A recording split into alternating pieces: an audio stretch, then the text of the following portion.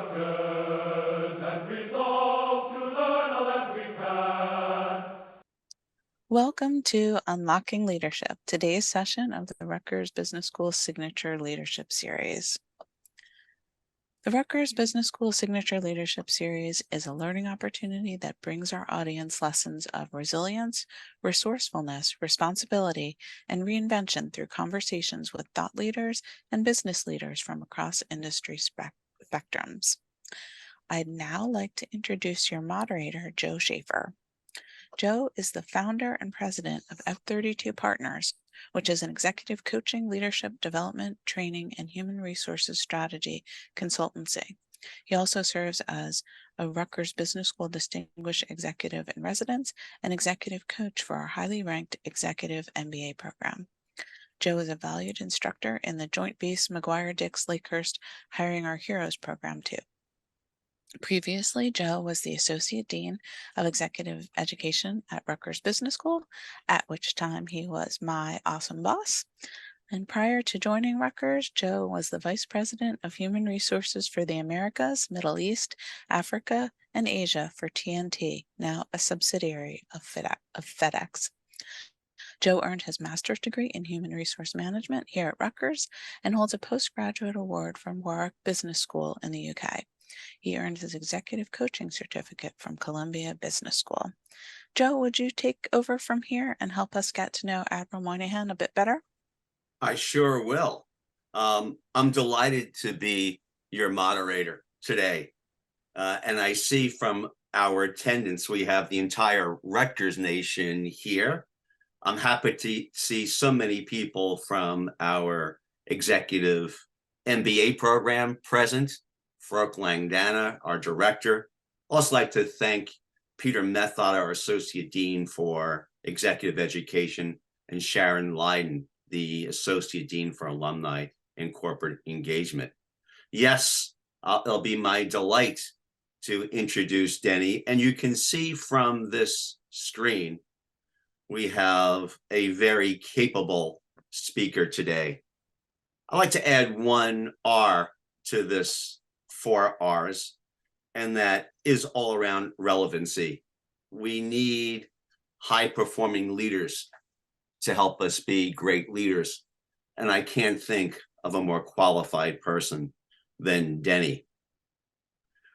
Now, as you look at this, you can see what a distinguished career he's had, but I know Denny for a couple of years now. I just want to add a few topics here, and that is one around commitment.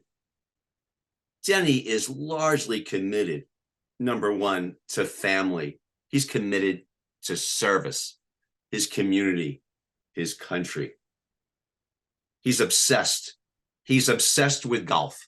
I guarantee we won't get through this program without at least 4 or 5 golf metaphors or analogies. He can't help himself. He actually is an excellent golfer as well. But he's also energized, and he's energized by everything to do with leadership. I have the opportunity to speak with Denny every single Tuesday at 10:30. And I have to say, it started out where we would just share ideas. And I must say, I can't count the number of key concepts I've learned from Denny over the years at 10:30. But let's talk about leadership for a moment before I hand it over to Denny. There's no question this is a relevant topic, given the speed of change related with technology, social issues, geopolitical issues, economic change. It's crucial that we have great leaders. But then you look at some of the data. The data and the research is disturbing.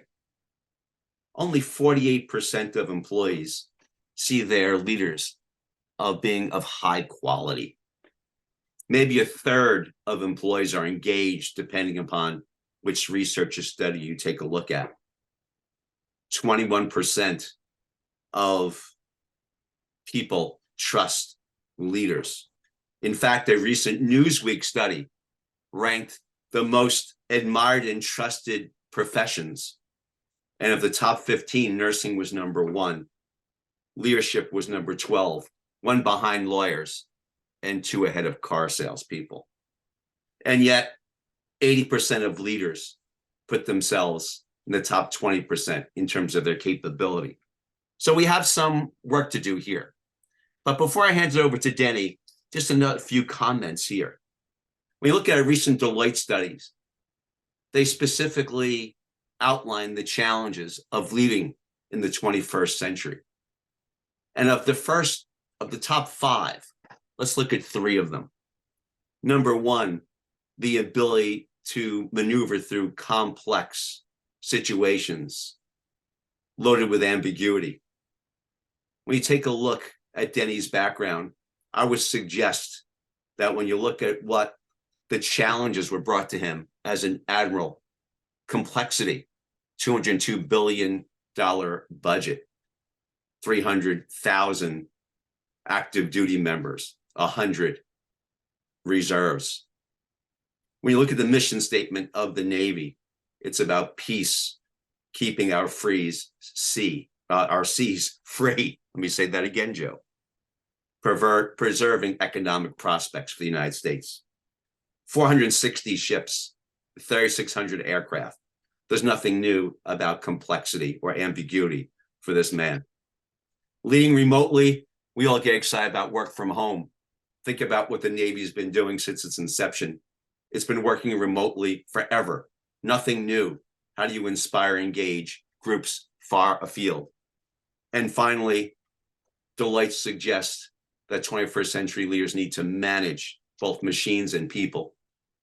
I mentioned the 400,000 people. Think about the complexity in the machines of the Navy. But in addition to that, it's Denny's work over the last decade in the private sector. He's uniquely qualified to help us all become better leaders. He's done it in 2 key arenas. And it's my privilege and my honor to introduce my dear friend, Denny Moynihan. Denny, over to you, baby. Hi, Joe. Can we just end it right here? I'd like to wrap it up because it's such a great introduction. I want to send this off to Wendy so she won't yell at me because I didn't take out the trash when I left for work today, but thank you. What do we got going on here? Unlocking leadership. What do you want to talk about? What I see a key. I see a lock. Yeah. Let's get at it. The picture to me was appropriate because I think when some people think about leadership, it's a mystery and it's the purview of somebody else, or it's something that others will get to when they get older. They get to a different part of their life. And I hope over the next few minutes or so, we can try to unlock a little bit of it and then leave plenty of time, to have a conversation about it. But I've spent a ton of time thinking about it, doing it. And I just want to share some observations with folks and try to take perhaps some of the mystery out of it. It's not easy, but I think it's within all of us to be able to do. All right. Interesting photos here. Yeah, Naval Admiral, 11 years private sector. But I'm more interested in these photos. What are these about? Yeah, as you said, I served in the Navy. I'm working right now at Quest Diagnostics. I'm here in beautiful Secaucus. Shout out to Dave Reiner. We still miss you, man. And then my kids are in the top right of the slide. So all of this is to say that I've looked at leadership from a lot of different perspectives. I look at it every day. I think, Joe, before we spoke, you noted how many books on leadership are out there. And I think I've tried to swallow the ocean on it. And I've tried to just condense it to just a few simple things that I believe. And maybe there's 1 or 2 things in there that other folks can take with them. So that's the slide. Hold it. Go back to the slide. Hold on a second. Hold on. What's going on? You look like your sports center and an aircraft carrier. What was going on? Back in 2011, there were people from ESPN and the University of North Carolina and Michigan State who came to the Pentagon and said, you know what? November 11th, 2011 is 11/11/11. And we don't think enough is being done to celebrate veterans. So we would like to broadcast a basketball game from an aircraft carrier. And so ESPN knew how to broadcast basketball games. Michigan State and North Carolina knew how to play basketball games. And the Navy knew how to do big things. But the story of how that all came together was really about collaboration and teamwork. And it ended on that day right there on 11/11/11, where we actually played a basketball game in an aircraft carrier. President Obama came to the game, and it was awesome. But it was also the power of teamwork. And so was the teamwork on the lower right, where my Quest team, we put together an investor day and trying to communicate what we're doing for shareholders, investors, and our people. So Yeah, a lot of this is about teamwork. cool. Last question. The two munchkins next to you, those are your kids. What are they doing today? Right now, they're taking finals at the Naval Academy, and so my son is a junior or a second class there, and my daughter is a plebe. And if I look like I'm smiling right now, Joe, it's because they're coming home later tonight, so I can't wait to see them for the holidays. So Love it. Enjoy. Thanks. All right. In the mirror, tell me more. So for those who think leadership is something that they'll get to, or they don't know how to start, or it's for somebody else, I think the way to break this down is to believe that it starts with the person that you see in the mirror. The moment where you get the top box on an org chart, or the moment when you're standing in front of hundreds, tens, or thousands of people, before that, I think the most important audience that we get to look at every morning is ourselves and who we are. So I really think that the essence of leadership, it begins looking right in the mirror. So is it self-awareness?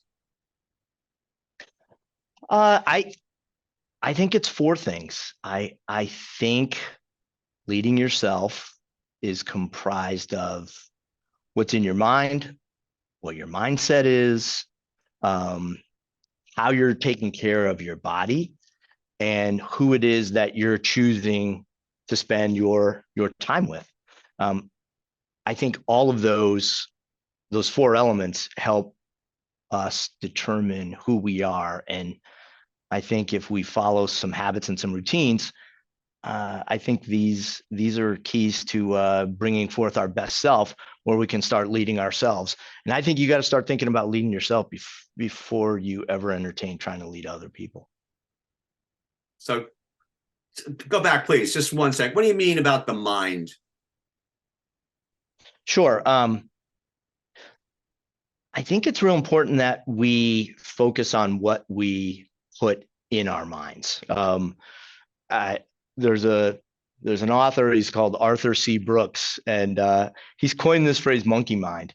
And I think we need to be very intentional about how we're thinking throughout a day and what it is that we put in our minds, so that we then get to the proper mindset that we can then use when we get into any type of leadership situation. I'll just go through, Joe, some of the tools in the toolbox to help us with the mind, mindset, body, and the relationships. Right. I think in the mind, one of the ways and one of the things that we could consider, and there's a lot of literature about this, is the power of journaling in the morning and clearing our minds and having conversations with ourselves and understanding what it is that we're going through and how we're going to address those things before we even venture off into meeting others. I listened to a podcast from Andrew Huberman yesterday, and I had this slide done a few days in advance, but there's such a connection between the mind and the body. And I think the more we can get in touch with our body, the more we can get into these habits where we're moving the body. I'm amazed at the power of movement and how it can unlock your mind and unleash some creativity. So I think there's a connection there that helps us lead ourselves a little better. I know in the morning there's routines that I do, and with my coworkers here at Quest, like when I'm stuck at 2 o'clock in the morning, I take a couple of coworkers and like, all right, come on, let's go. We're going for a walk. And it's amazing what you can do to unlock yourself and get yourself back in productive states. So it doesn't have to be a marathon. No, it doesn't. It doesn't have to be. It doesn't have to be a marathon. It can be a walk. The highlights of my day are at night, taking a 0.9 mile walk with my wife Wendy and our 2 dogs. So, no, it doesn't have to be 26 miles. It can be a walk around the block. It can be whatever it is you want to be that gets your body moving. Got it. The next thing to consider is not only writing your thoughts down, but like, what are you putting in your mind? And so for me, what I like to try to do before I start every day is just read something positive, read something productive that can get me into that right mind space before I begin my day. Our days, I believe, Joe, going around the clock here, our days begin long before the alarm goes off. To me, it's the night before, and it's what time did I go to bed? What did I have to eat? How much did I exert myself the day before? So to be at our best, I think we need to be mindful of what our routines and what our habits are.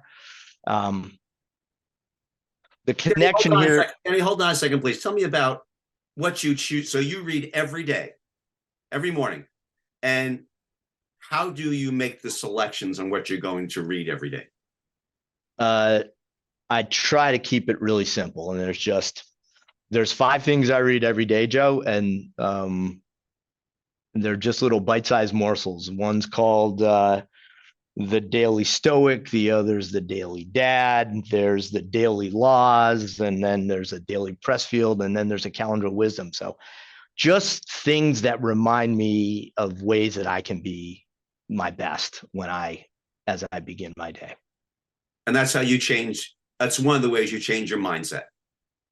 That's one of the ways. And it really helps me start with gratitude. And every day when I write in that journal, I'm starting with gratitude. And I'm amazed at what happens. If I can start with all the things that I'm thankful for, it leaves very little room for any negativity, or very little room to get stuck on a particular issue that confronts me. If I'm in a good place and I'm thankful, and that's how I begin my day, I'm going to be in a really good place. Thanks. The 2 people, none of us go it alone. And I feel like in order to lead yourself, we all need help. Arthur Brooks calls it the importance of having real friends and not deal friends. And you mentioned our sessions Tuesday at 10:30. I think there's a couple of people out here that are listening. We talk. One of us talks every Monday at 7:45, where we talk about our weekends, and it has nothing to do with work. And yet we help each other work through challenges that we have as workers in our different fields, or as dads. So finding real friends that can help you through this world, I think, is hugely important. Nice. And then the last thing to suggest is, balance, and where do you find that? And, we could talk for an hour about what work-life balance means, but if you don't have different parts of your life, or if your joy and your satisfaction is built around just one part of who you are, I think it can lead to disappointment if you don't accomplish the things that you need to. So striking some kind of balance, I think, is really, really important. So far, you haven't talked about any technical aspects of leadership. I'm not hearing anything specific to appropriate actions you need to take every day in terms of a leader. Most of it's how you prepare yourself to lead. What I've found, Joe, is I don't think I can lead effectively in a work setting unless I've successfully led myself to start a day and to go through the day. And so if I've got all those things right, then I can begin to think about how I'm going to lead other people. Got it. And you can read those thousands of books that Joe's mentioned on leadership. The three simple ones that I've, chosen for me to be the essential elements of leading others: you need to have character, you need to have competence, and you need to be able to make a connection. And so, what is character? I think you can get to develop your character as you begin your daily routines, as you begin to lead yourself. Adam Grant, who has written this new book out, it's called Hidden Potential, defines character as a learned capacity to live by your values. And we can write some really nice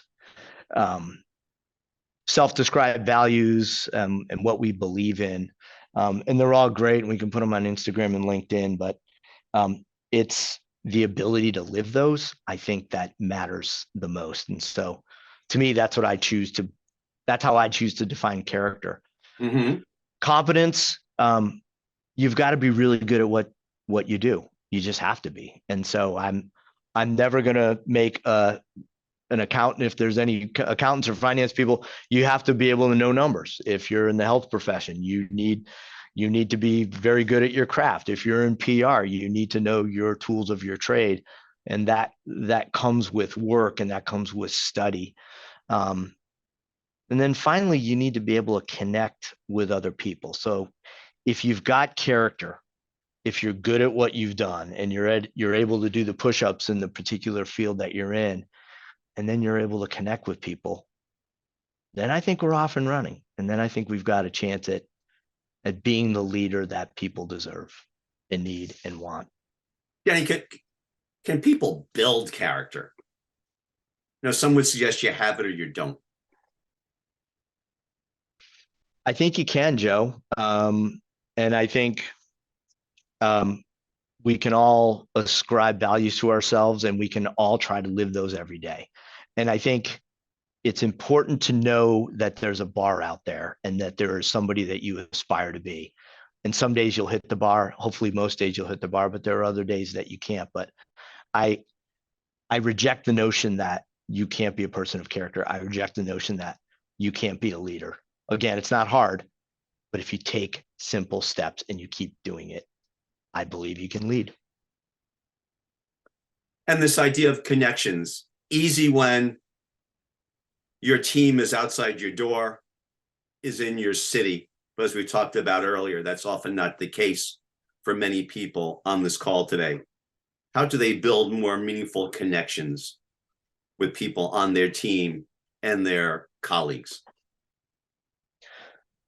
Yeah, I think connection is about being intentional and how you present yourself to other people in a variety of ways. When we're interacting with each other, are we listening? I think we were given 2 ears and 1 mouth for a reason, so that when we're in an interpersonal engagement with someone, are we listening? Are we bringing our best selves to that meeting? Are we fully there, or are we not distracted? I'll go to that iPhone down there. How much of our life does that phone distract us from those meaningful engagements? How quickly do we respond to people through that medium? Sometimes that's a good thing, responding fast. Other times we can get in this do loop where we end up not being present for other people. And then the other two elements of connection for discussion here are how we write and communicate with each other, both in terms of the quantity of how we communicate, the quality of how we communicate with others, and the tone. And then finally, body language. I think that plays a really big part of what gets communicated. And sometimes I don't think we understand the not looking at somebody, or appearing distracted, or crossing our arms. All these things ladder up to somebody being able to connect with somebody else. And I think as leaders, we all need to think of every day as leaders like we're running for office, and we need to rally and gain the support of the people who are entrusted to lead. And these are just a few elements of what goes into that. You, for people who know Denny on this call, it's clear that he's a great listener. In fact, I can't tell you how many times he's taught me about this ratio of words spoken to words heard. How does one become a better listener, Denny?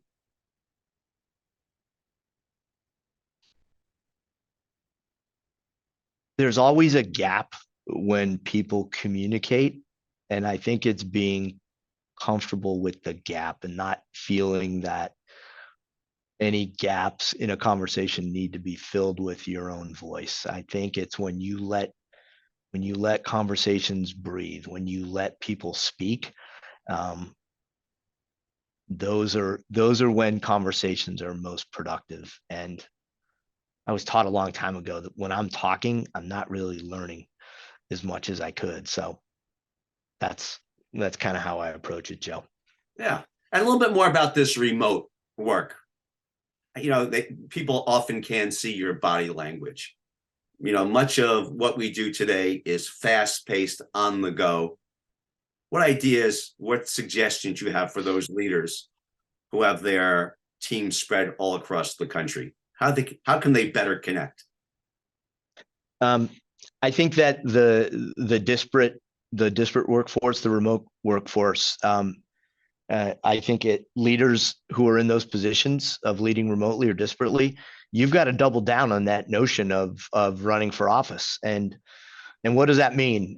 Some of my colleagues at Quest, we don't work in close proximity to each other. Or if I'm with, if there's a colleague on my team who we haven't interacted, or he or she happens to be working from home, one of the things I'll do is I'll reach out on Teams, and I'll use this acronym, and it's called HTHRU, and it's a question mark. And we know what it means now. And it's like, how the heck are you? And it's amazing sometimes what you get. I think what it does is I really care about, hey, how is somebody doing? And depending on that response, there are things that we may need to connect on in the moment that I may not have thought that we needed to connect on. So checking in, making sure that even though you might not be physically connected and in proximity to each other, people need to know that you've got their back. Because I think, Joe, that I don't care if we're in the same room. I don't care if we're 3,000 miles apart. Everything that a leader does has to be about trust. They need to know that you care. They need to believe in you, and they need to know that you've got their back. If you've got that, you've got everything. If you don't have it, you don't have anything at all. That's what I believe. And it leads you to this linkage of trust. Yeah. I've seen really smart people who are incredibly well educated, incredibly well versed in the sector that they're running or leading, or the best at whatever. But if they're not able to make connections, if they're not people of character, it's hard to get to that trust linkage. Mm-hmm. And I think it's hard to lead effectively if you don't have it. Yes. There's this it's a hot topic. We're getting some questions around leading remotely, and many people are asking specifically, how does the Navy lead remotely? How do they do it effectively? Can you give us some insight to how this works? I think it's based off of, Joe, this thing called commander's intent. And so if we're remote from each other, or if a ship captain goes out to sea, he or she needs to know what their boss's intent is. Mm-hmm. And so if you apply that to the business world, I may not be working shoulder to shoulder with Megan today, But Megan knows what I'm working on, and I know what Megan's working on, and I know where her challenges are, and she knows how available I'll be or I won't be. So I kind of love the challenge, Joe, of being shoulder to shoulder with somebody, even though we could be hundreds of miles apart or thousands of miles apart. It's just getting inside each other's brain and going at something shoulder to shoulder. So it reminded me of a conversation I had with Marine Captain Justin Hardy, who's on this call today. And for many of us who haven't served in the military, there's a belief that's command and control. I know it's slightly off this slide we want to finish talking about, but can you tell us more about how leadership is the same or different as compared to what you've been doing in the C-suite in the civilian workforce? A commonality that I've experienced that people may not think exists is that of collaboration. When I got out of the Navy 12 years ago, the most professionally rewarding thing that I will ever experience was being an admiral in the Navy and leading the public affairs community. But when I came out, that led to people looking at me when I was in an interview and like, can he really work? Can he really collaborate? Or does he just tell people what to do? And I think if there's any person who's serving on active duty on this call or any veteran, you folks know that it's all about collaboration, and it's all about how can you get a team together and how can you work together. And sometimes you have to lead from the front. Sometimes you have to lead from behind. But to me, Joe, what I found is the commonality, like that basketball game we started with. If you're not collaborating, you got nothing. Nobody's going to tell ESPN what to do. Nobody's going to tell Michigan State what to do. But if you all work together, it's amazing what can be done. And that happens here at Quest. And that happened where I was in the Pentagon and on aircraft carriers and those kind of things. Thanks. Sorry to get off track. What's this about? Seneca. Yeah, I love Seneca because it's part of the Daily Stoic that I read every day. But to those folks who are thinking about leadership and maybe thinking that it's not them, I think this is Seneca's way of saying, and if you don't take anything else away from this, it's like, man, just get started. Just take a chance and get started, and start with yourself. And if you're not going to start today, just start tomorrow morning. And then on Saturday morning, you're going to do something to help lead yourself. And then do it again Sunday, and do it again Monday and Tuesday, and see what happens. I think we underestimate what we can accomplish in the long term, and we overestimate what can happen in the short term. So, boy, that didn't work after 2 days. I read, I journaled, I worked out, I was this, I was that, and it didn't work. Well, do it over time and just watch what happens, give it a shot. And as you said, we need leaders. We need people who are focused on other people and can get teams and organizations to do things that they couldn't do by themselves or on their own. I see quite a few questions coming in, and I don't want to take the time away from those asking, but I have a question, and I want to come back to it. And you and I have discussed this several times. I'm of the belief that not all of us are leaders. You come today saying you can unlock it, and that means it's in everyone. Do you truly believe anyone is capable of leading others? I believe that if they're willing to, they can. And I do believe that it starts small. And I do believe that the most important audience you can lead is yourself. And if you get that right, then you can move on towards becoming an effective leader of a team. To those that say I'm not a leader, I mean, don't we lead in families, we lead in communities? There's so many different facets of it.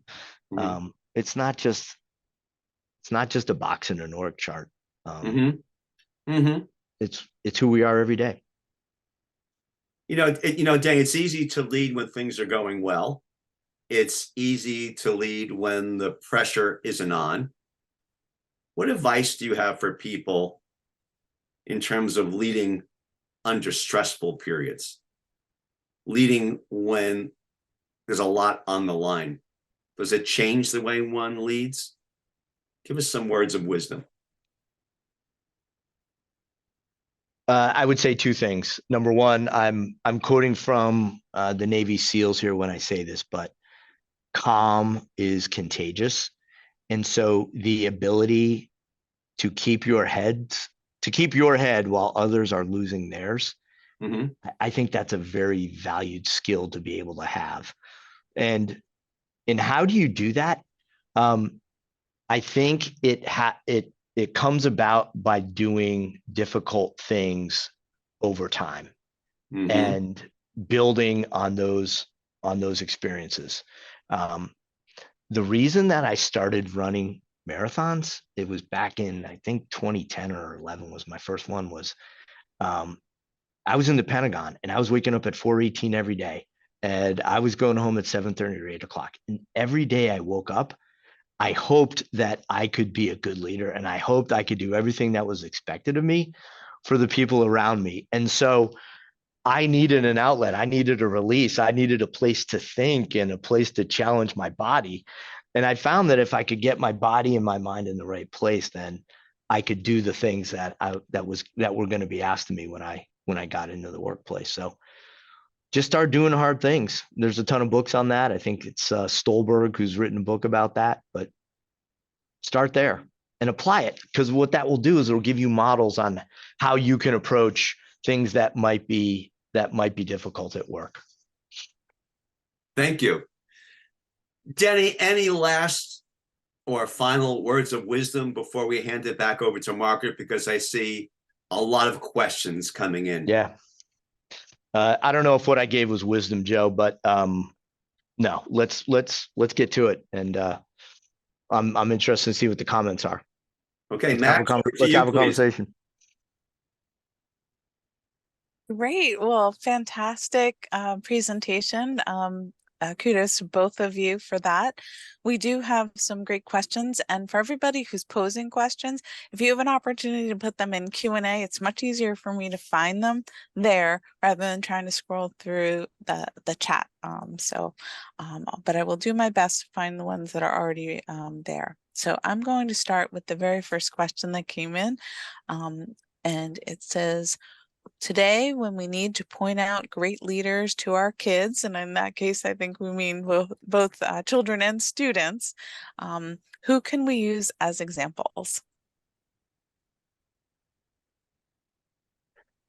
Hopefully yourself. I would start there. Again, I would start in the mirror. And then I think that's the power of reading too, Margaret. It's finding models. It's finding people who can shine a light to help show you the way on how you would aspire to be. So I think that's a very personal question of, who your models should be. It's like, find a model, but more importantly, find a mentor, find somebody that can help you get there. For me, it's Joe Schaefer, and Joe has stripped me down to bare metal sometimes and asked very pointed questions, and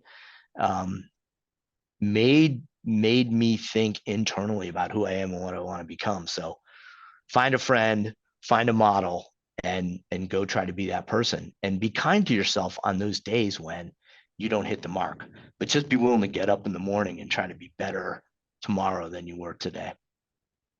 That's great. And I know that for people who are exiting the military, there are some very specific organizations that provide opportunities. American Corporate Partners are among them. And you can check in with us for references to that. Great information. Next, do you think humility is related to competence? Hmm.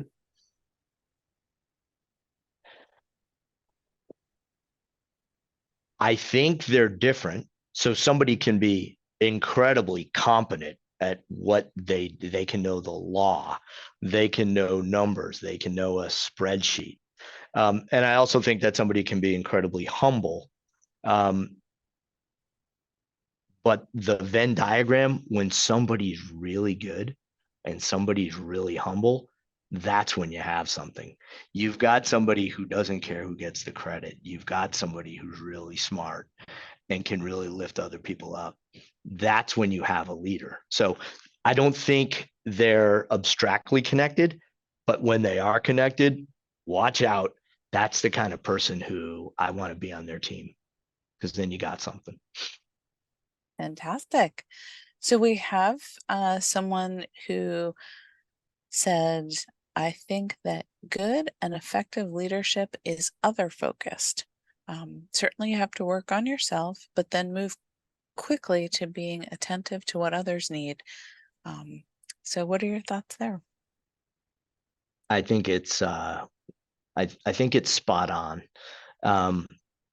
What I've found are that the successful people who are in the Navy and who are in the business world, they have been exactly as that person said. They've been focused on others, and I was always leery of the people who were sort of focused on their next job and not necessarily focused on their current job or the current teams that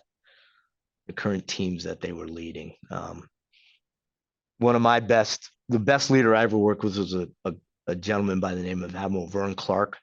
He was a former Chief of Naval Operations, and he was the embodiment of, I think, the person who asked the question of servant leadership. You know, it's in the military, people swore to raise their right hand and support and defend the Constitution. And, you know, we had an obligation, like what do you promise in return? And I think about that here at Quest. I mean, they've left their family for a particular period of time. They've sacrificed their minds. They've given us their minds. They've given us their time. Like, so we owe them something in return. So 100,000% agreement with the person who had that comment. Thanks. All right, next question is someone who wants to know how they can remain sane while working under someone who lacks leadership qualities. That's a good one. I would say a couple of things. The first is, how are you coming to work? And so if you know that you're going to be in a tough environment or you're going to be with a tough person, prepare yourself. Know that it's coming.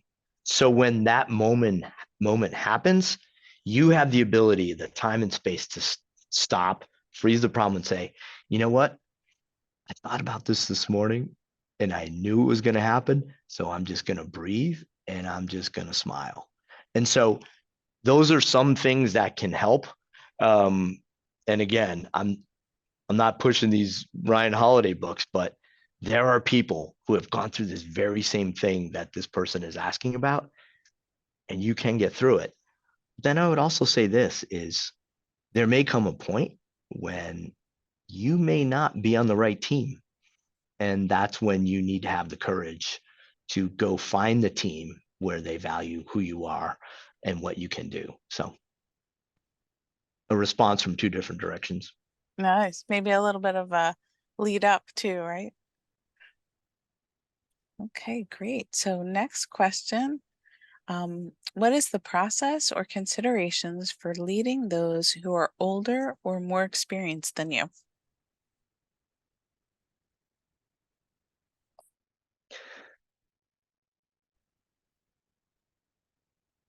Regardless of age, and especially in that situation, what I've found is that when a leader finds himself or herself in that environment, I think it's really important to ask those people, bring them on the team and ask for their advice and bring them close to you.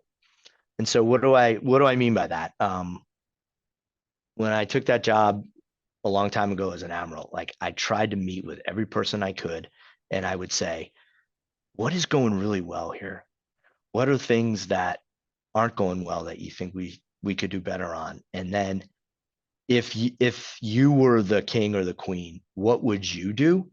And it was amazing what happens when people get asked those kinds of questions. Um, and if you're willing to listen and actually do something about it, it's incredibly empowering, and it gives those people, be they young, be they old, it gives them agency, and like they're part of the team. And being candid, and as a leader, you don't need to have all of the answers, but it is important to have the right team around you, and have the right team around you that trusts you and that you trust them. So ask questions, be a human being. That helps. I bet that's something that you experienced quite a bit of in the early part of your career as a young officer, maybe some of the senior enlisted were, your best resources. Yeah, if there are any vets out there, you understand it's, you could be thrust into a position where you're green out of college, and all of a sudden you're standing in front of 20 people, some of whom are old enough to be your father. They've been in the Navy longer than you've been born, and you're responsible for them. And so how does that work? If you think you have all the answers, it doesn't work very well. But if you're willing to open your mind and open your heart and say, hey, tell me how you do that, or tell me where you're from, and tell me like what drives you, and what motivates you, what gets you up.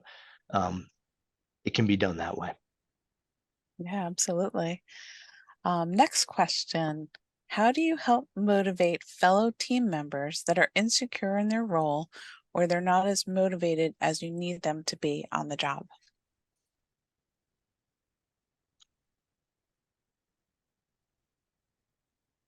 There was a presentation that somebody gave our team 2 days ago, and it wasn't me. And the last slide, if there are any Ted Lasso fans out there, the last slide that this person had was believe. And I think that's a responsibility of sometimes of a leader with their teams. It's like, yes, we can do this. And if we can't, if we need to identify the right resources or the right prioritization, those are separate and different conversations. But instilling the belief that it can be done, I think that's incredibly powerful. But especially lately, as Joe said, we're more disconnected. There's still, we're coming off of COVID. Instilling the belief that we can get through something as long as we stick together as a team and do the right things. I think that can be pretty powerful. That's great. Okay, next question. One thinks about themselves as a great leader, but if they're not getting noticed and the opportunities to lead, what should they do differently? I'm sorry, can you say it again? Sure. If one thinks about themselves as a great leader, but they're not getting noticed or opportunities to lead, what should they do differently? I have two thoughts. One might be controversial, the other won't. But if one thinks that he or she is a great leader, I might be questioning that premise. It gets back to the earlier comment about humility. The leaders that I have found to be truly great were incredibly humble, and they never thought of themselves as great leaders. They just thought of themselves as regular people trying to surround themselves with other incredible people, and they were trying to do great things. So I'm always leery of somebody who thinks that they're a quote great leader. But then the other thing, if you don't feel that you're being valued, find the team where you think you are being valued. And sometimes that takes a lot of courage to make that change. But if you're not in the right place, this world, this life is too short to be in a place where you're not fulfilling your potential. So read Courage is Calling by Ryan Holiday and go find that change and go find that place where you think you are valued. Yeah, you're probably getting a square peg round hole, like you're not in the right place. So you're, gotta find where you would fit in as a leader. That's excellent. There's next question is about comm, and I just wanted to mention that when you talked about the Navy SEALs and all that stuff, that I regularly do that Navy SEAL box breathing. As a calming. So if anybody is on here, look that up, Navy SEAL box breathing, and see how much it helps you calm yourself in a tense situation. But the comment that made me think of it is, you said that calm is contagious, but at times calm is mistaken as incompetence or a non-leader-like quality.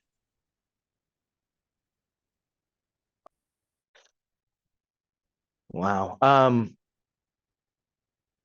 I think I need to challenge that notion just a little bit, or maybe that's been their experience, but my experience, the ones who can remain in the pocket, to use a football analogy, who can stay calm when things are falling apart, who can treat people with dignity and respect when everything's coming at them. I've always thought about that as a strength, and never did I think about that as a weakness. It was always something that I've striven to do. I have to say I agree with you, because if I'm panicked, I'm going to look for someone who's calm and level-headed to, guide me, get us through it, whatever the urgent situation is. So I have to say I'm with you on that. Being calm under pressure is one of the basic tenets of executive presence. So I hear exactly what Denny's saying. And I really like this next question coming up from Captain Hardy. Margaret, if you could share Great. that question. Great to see him with us. Yes. Hi, Justin. Do you see leadership as a privilege? Absolutely. And it has to be earned every single day. And no, it's absolutely a privilege. Thanks, Justin. I don't know if that was a question, but that's just a comment. That's like a exclamation point comment. It's like, it is a privilege. And if you're getting out of bed and you're not thinking about those people who you have the privilege of leading, we've got some accountabilities that we need to address as leaders. Like, we need to get ready for them because they're relying on us, their hopes, their aspirations, on how they're going to live, what their day is going to be like, what their career is going to be like. They rest on you. And so, yeah, that's a privilege. And the only thing that's harder than that is when you're not. And then that becomes like a lonely place. But yeah, no, it's a privilege, man. That's great. Thanks, We Justin. Yeah, we are probably going to have more questions than we have time allotted for, because I've got a bunch here and then a couple more in the chat. So, Denny, if we reach our hour, can I share these questions with you in another way, and maybe we'll get answers back to the group? Yeah, sure. And Okay. if anybody wants to continue this conversation, I'm there on LinkedIn. I'm happy to keep it going if you'd like, if you find any Yeah. of this stuff valuable. Right. And if you've So got things that you push back on, like, I want to hear it. That's how we get better. So for anybody who is on their lunch hour, pressed for time, rest assured that if your question came in, we'll make sure that it gets answered either today or, maybe we'll send something typewritten with the copy of the recording, or we'll figure out a way to get responses to everyone who's asked a question. But let me Margaret, jump to. I have one question for Denny. Denny, I have a background. What hole is that at Fiddler's Elbow. I know we have a lot of Fiddler's Elbow people watching today. So for all of you, but start with Denny, what hole are we on? Joe, I'm my over under on golf analogies is 0. That happens to be the 8th at Meadow, but no, you're not going to get me to go there, Joe. I'm going to stay disciplined. I cannot believe you didn't get to any golf analogies. I would have said 5 or 6 easily. You're absolutely right. It's 8 at Fiddler's Elbow. And greetings to everybody watching from Fiddler's today. Sorry, Max. Oh, that's okay. It's good to see our friends from Fiddlers with us today, and thank them for joining us.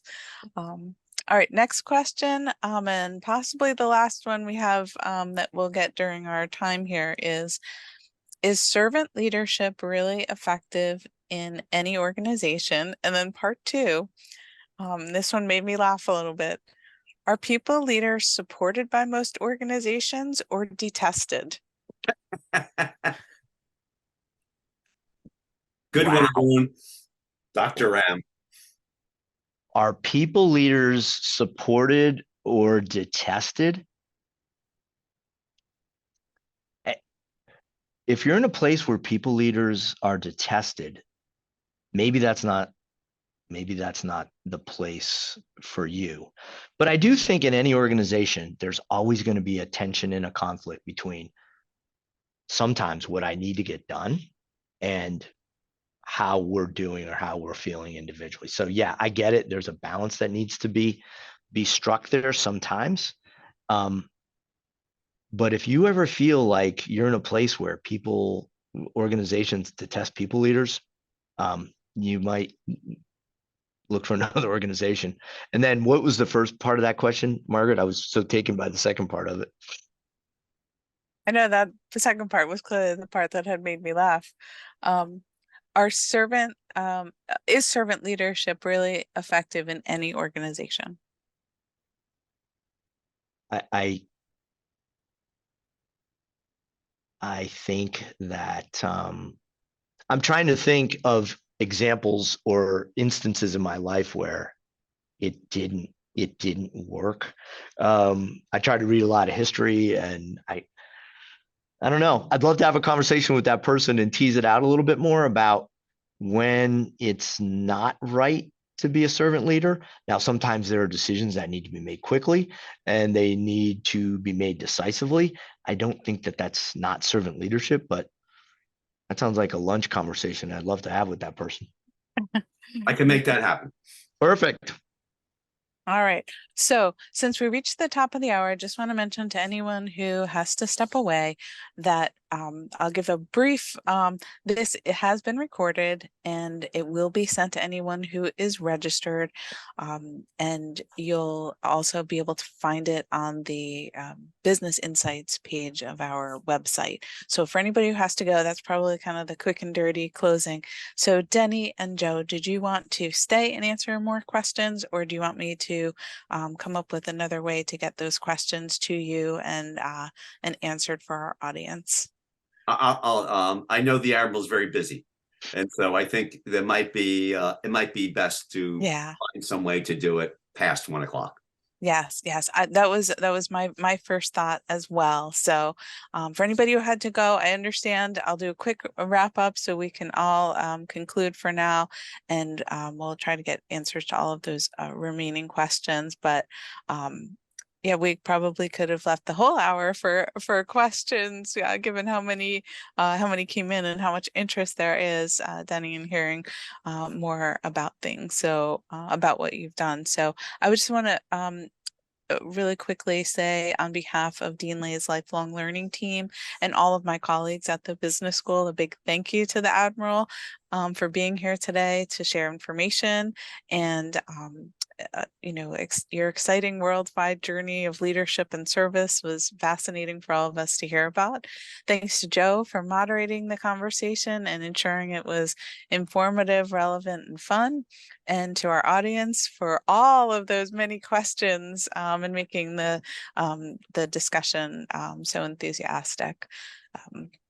Our series takes place on Fridays in the even-numbered months, and we'll get information to you about our next one coming up in February. The topics and presenters are largely suggestions from the audience, so please stay online as we have included a very brief survey, and you can include information there about your suggestions. As I mentioned earlier, a link to the archive recording will be emailed, posted on our social media, and will appear on the Business Insights page of our website. So that's all for now. Thank you, Jenny. Thank you, Joe. And thanks to our fantastic audience. Bye for now. Have a great rest of your day. Thank you, Denny. Thanks, Margaret. Thank you, Margaret. Thanks, Joe. Thanks, Margaret.